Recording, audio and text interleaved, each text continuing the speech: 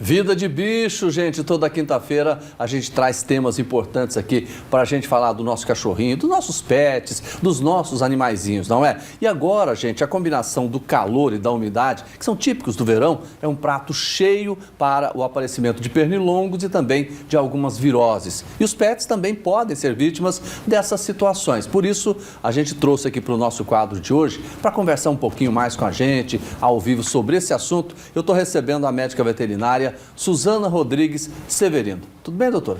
Boa tarde, Jordevá. Tudo bem? Um prazer estar aqui mais uma vez com vocês. Primeiro, parabéns. Só está soltando foguete, né? O Inhumas. Sim, nossa, o Inhumas, como você mesmo disse, né? O terror do interior. A gente está bem orgulhoso do time. Doutora que é de Inhumas, né? Isso. Mas, doutora, vamos voltar aqui para falar. A gente fica pensando assim, vamos falar, por exemplo, do pernilongo, a muriçoca que a gente conhece tanto. Para os nossos pets, tem problema? Tem problema. E principalmente no verão, né, que o assunto é esse, então as muriçocas, os pernilongos, eles têm em maior quantidade por conta do calor. E em relação ao que esses insetos podem transmitir para os cães, existe uma doença grave chamada leishmaniose. Ela é transmitida para o cão através da picada do mosquito palha. E essa doença, ela é uma zoonose grave, isso é, vai atingir os cães e vai atingir o ser humano. Tem cura?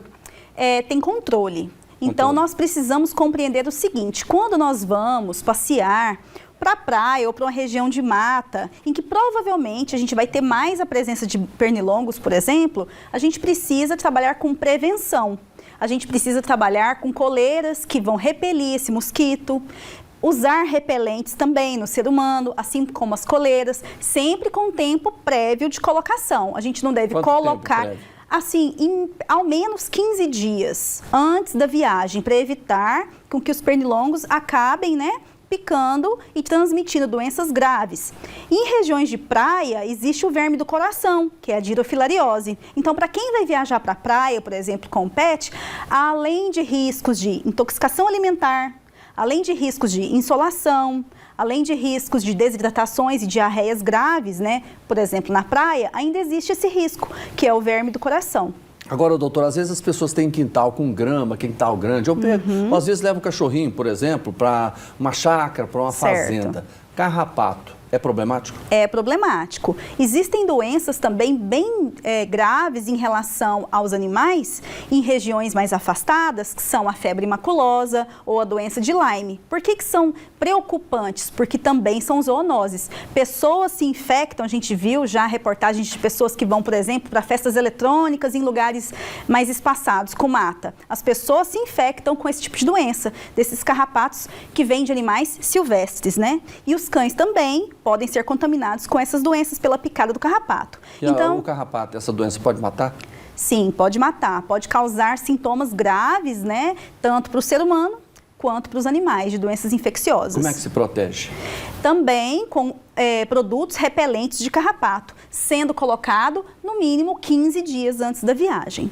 Quais são os outros problemas de viroses que os cães e os gatos e os nossos pets enfrentam? Em relação aos quadros virais, não existe assim uma temporaneidade.